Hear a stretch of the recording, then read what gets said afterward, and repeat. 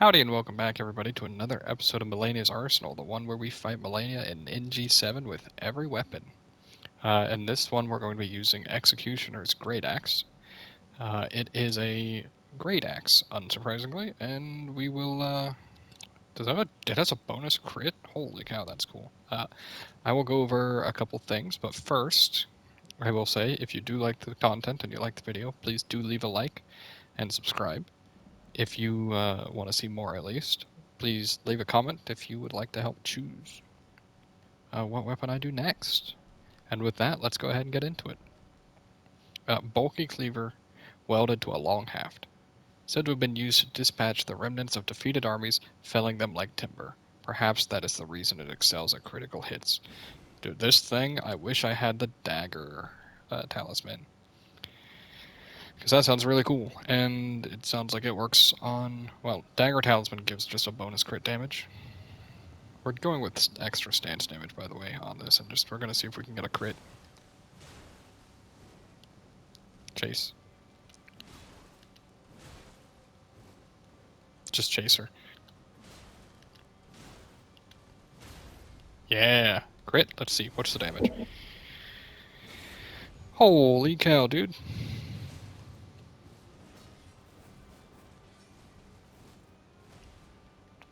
One, two. By the way, whoop.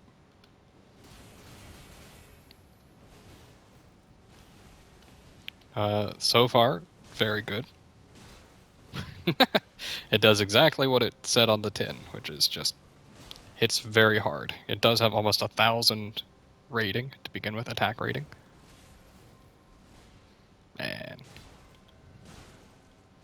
And it seems like if you have high enough damage, she just chooses to fall back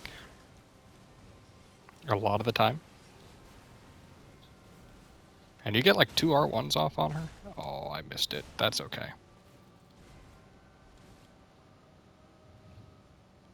We do run Lloyd's Sword, so that's where some of the damage comes from, but honestly... Oh, I got hit by that, huh? Let's just fall back. We'll heal. She might do triple slash. Or not.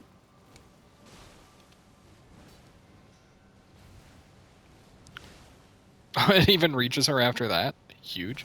Let's test something. Okay. Well, it clipped me, but that's okay. I was curious if I could reach her, or if I could just block with one hand. We'll do an R2 and an R1. And then more R1s.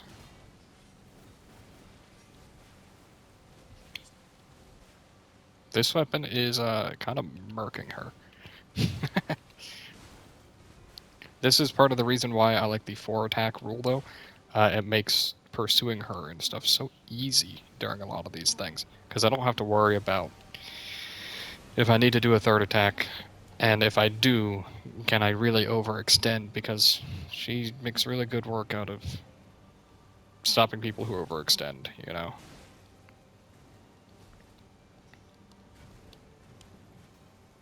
That's my bad. That's right, you gotta wait till she actually does the jump.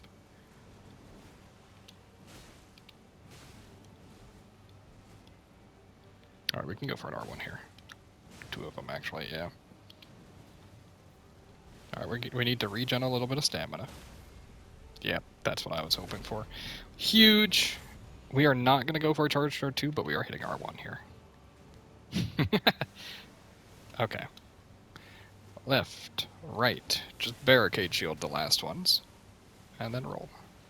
There we go. Back it up. 2 R1s.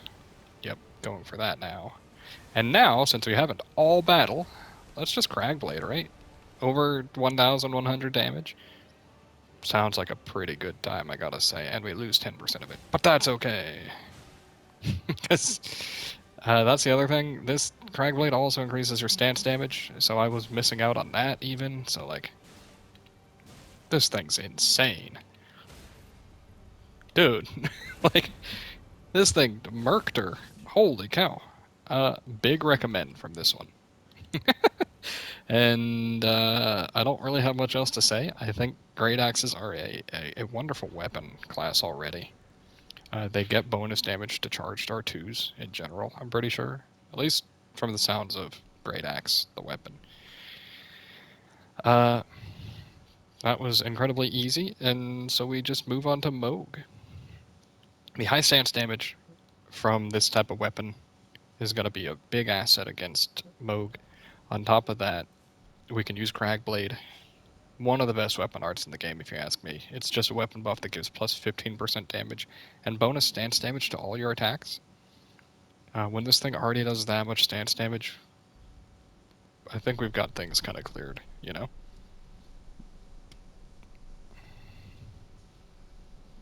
I just have to remember, because in the last episode I recorded was his axe. Rosu's axe, however you pronounce it.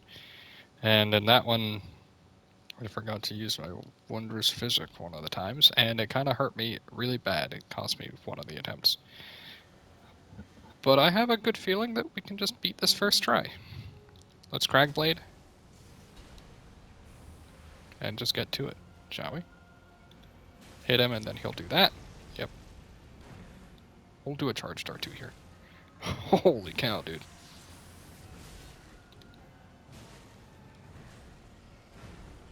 Stance break? Not yet. I'm getting hopeful. Okay. Can I get a follow-up? Nope. I missed my crit. That's okay. Because I think he's got to do that a few times, yeah. Guys, this weapon's absolutely ludicrous. I should actually re-up my buff here instead.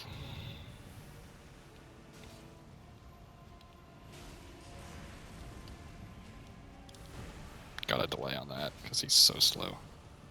We can hit R2 and not get hurt, I think. No, we got hit by that. That's okay.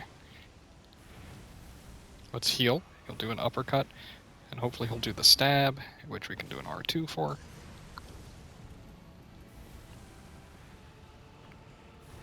Perfect.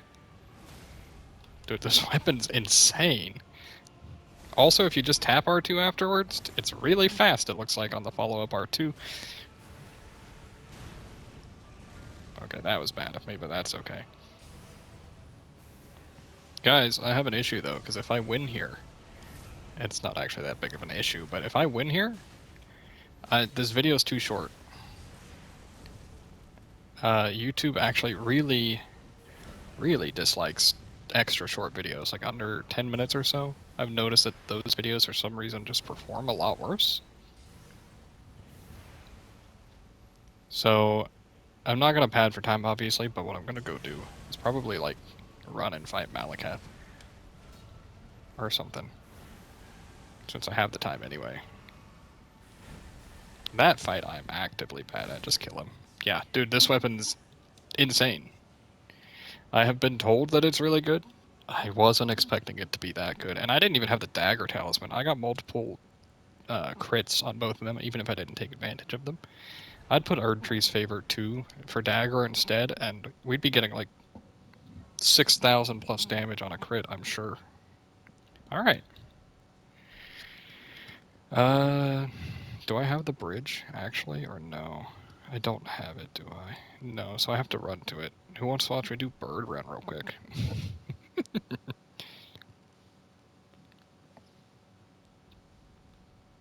Because, I mean, honestly, as fun as Godskin Duo isn't, and it felt a little odd throwing them out at the end anyway, like, I feel like Malekith is a more important boss, even if I think I'd die less to Godskin Duo, but I still think Malekith is harder. Please don't knock me out of the air. Thank you. And maybe it's partially the spec as well. I mean, obviously going 99 strength is insane. You don't need the 85 endurance. I think for a proper endgame build with Wretch, right, you start at level 1. So level 60 vigor, 60 strength. And that's 120. Dude, and then you just get 40, well no, I guess it's 50 in each level, right? So that's level 100. Yeah, so just 60, 60, 60, right? Vigor, endurance, strength. Just make it heavy and, like, wear the heaviest armor you can. That was awkward. And I think even at 60 endurance, like, you're going to be able to medium roll in this kind of armor even, so... You're supposed to jump there, I think? That felt awkward. We're still grabbing this Grace because nobody disrespects Bird Run, honestly. Or you shouldn't. So much so that we're actually going to eat our defensive buffs here. And just run for it. Truly, I think this is just, it's tough. Can be, at least. It's this last section right down here, by the way. We've got the 2 birds. If even one of them catches a stray on you. Although it looks like we're just getting through easy. Gotta loop around for a second, yeah, because of the lightning, and I still got hit by it. But that's okay. There you go. That's how you do bird run. I don't think anybody really has an issue with understanding how to do bird run. It's just rough sometimes. But, like, it's not really an issue. On to Malakath, I think you can just run past everything. The only thing you would ever maybe want to stop for is the somber bell bearing here. Personally, what I would do, though, is go to the shrine and then come back. Right, go to the Grace and then come back for it. Because the issue with this room and a lot of the rooms in Fire Missoula, you walk into them, you can't stealth. You walk in and it actually just triggers them instead. Triggers the aggro. And if you walk up to the somber bell bearing there, not only does it trigger the aggro, but the big sword guy comes around the corner to respond to it. It's really awkward. Highly recommended not pursuing that until you get this Grace. Now, Malakath is a fight I suck at, no matter how much experience I have with it. I have a big issue with Garunk in Phase 1, Beast Clergyman. I don't like his body shape. It makes him really awkward sometimes.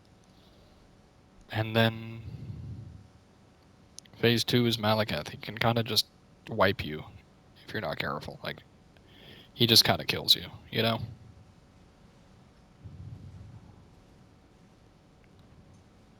You get hit by one of his straight big attacks, and it just causes issues. Anyway, don't worry.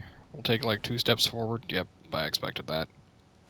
We'll crack Blade still, and then we'll heal 1, because it's fine.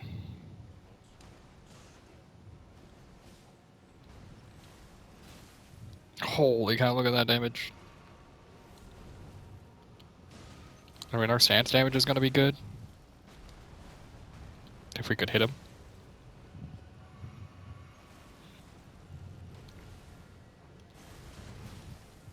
But like even if he clips you with these spells, they can just do massive amounts.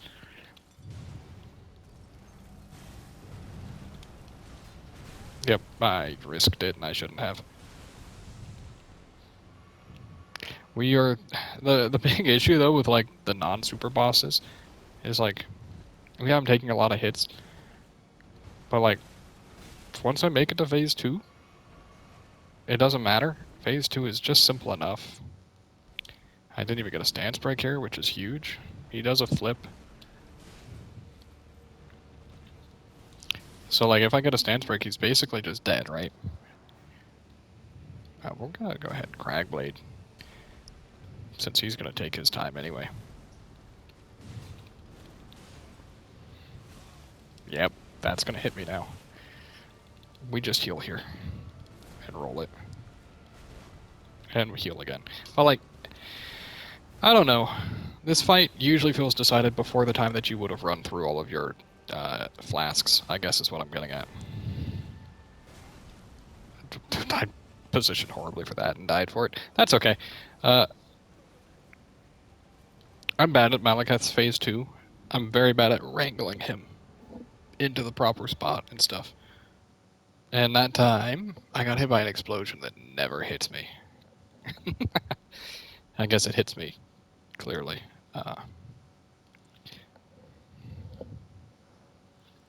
But that's okay. We're actually going to put on the cracked one, right? The spiked, yeah. Since we get so much bonus damage already from charged R2s.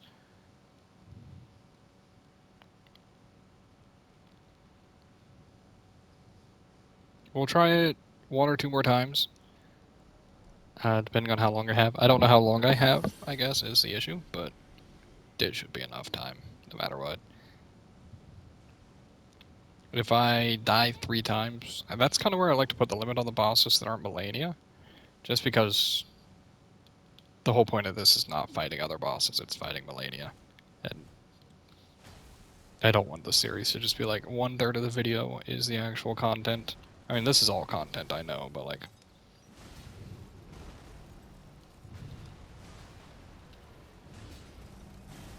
Okay. Stand here. That attack feels so silly. I don't know how I'm supposed to punish it better than that. Dude, stop going around the column. It's like the last thing I want. Stance break? No. Holy cow, that did a lot. That's my issue with Garong. Like, he's a glass cannon, right? But, like, in NG7, it feels really awkward. Alright, phase 1. You gotta be careful about being behind him on that. Because if he's positioned improperly, that sucks. We didn't get punished, though. Never punished. Yeah, so the issue... There's the issue with that attack.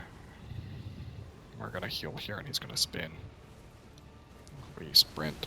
We didn't make it out, dude. It's this attack, dude. I don't have much to add on Malekith, right? I'm bad at the fight, for one, but he didn't give me a chance to really hit him there, right? So I got clipped by some things that have large hitboxes, and I'm a little off on timing, but oh my goodness. I think part of the issue there was, honestly, I don't really know how to talk about Malekith and how to break down what's going on, right? Which is a pretty big issue when you're going into a boss. Oh wow, they really do just do that. But I don't know. The spin attack, it's not hard to dodge per se, but if you're positioned wrong from the start of it, it's really big in front of him and you have to get to behind him. Maybe I'm running to the wrong side of him. That's probably what it is now that I think about it, because if you go to the other side, you don't have to worry about getting past his blade. My issue with Garok mostly come from the fact that, like, you have to just wait out his combos, at least with a weapon like this, right? Like, look at that damage, dude. It's massive. I get that one. I could maybe get one more R1 in there. I don't know. I think this is showing... It's really funny. Just because you're good at one boss, and just because they're like a super late game boss. Like, I'm talking Malenia and, oh, you can actually get around that? I tried to jump, I swear I did. But, and Moog does not mean you're good at, like, the entire game. And, I mean, I'm still relatively good, I would say. Just... I mean, look at that damage, dude. That was, I know I took 3 hits, but, like, each one did 30% of my health. But yeah. Just because you're good at specific bosses doesn't mean you're good at the whole game. And it takes practice. And that's okay. I feel like with Garunk, though, Beast Clergyman, I don't feel like I make much progress personally. But that's, I think, more of a me issue, right? I recognize his attacks and I recognize how to dodge some of them. But I don't necessarily know how to, like, approach them, right? So his double slash, I feel like you're wanting to be underneath Garunk in phase 1, but I just don't know if that's actually correct. Maybe behind is better, but, like, he has the double slash, right? That leads into a third slash, where if you get staggered by the first 2, it's really awkward to dodge. This right here. Right? And that always follows up into... I jumped too early, didn't get punished. Follows up into him throwing those rocks, or it's following up into him, like, sticking his hands in the ground. Hold on there. I think I just noticed something big. Don't get hit by this, dude. Alright.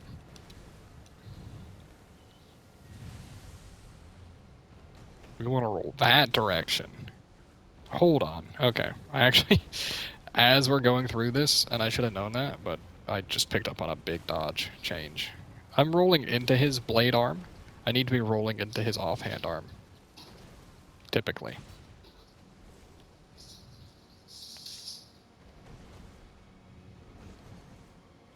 And that's because of the angle of the second hit it comes out at. Whoa, let's just move him to phase 2. We almost flawless phase 1. Can R2 and whiff. I just wish he would stop doing this. It's like the last 3 times I fought him, he's just doing this attack, these attacks. He's doing the attacks that I find tricky. How about that? Spin? No spin. Just more jumps. Like, I know there are dodges for them. I mean, I'm clearly showing it, I guess. I'm just... Oh, I'm dead off that too, huh? Pretty much. We just have to... We got lucky that he was behind the pillar. For that.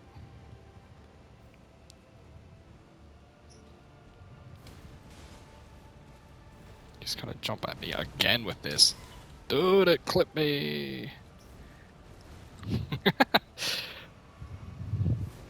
I swear, he does not normally jump this much. Am I going crazy? Did he learn the best moves against me and just decided to only use those?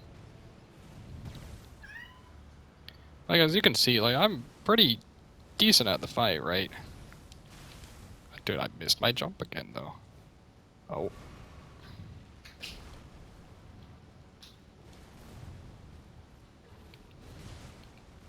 He still did that follow-up?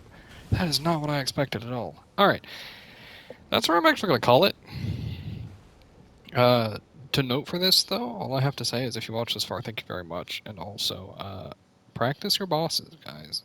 Just because you don't like a boss doesn't mean you don't have to learn them. If you're trying to play through the game and get good at, like, most aspects, right? Gronk, Beast Clergyman, I don't like you. One day I'll get around to practicing you. It's just... It wears on me, dude. So I'm done. And thank you for watching. There's no reason for me to keep extending this video longer than it has to be. If you did like the video, please do like the video. All those sorts of things. Subscribe, it helps a lot. Leave a comment if you'd like to choose another weapon. Thank you very much. I'll see you guys next time. Bye.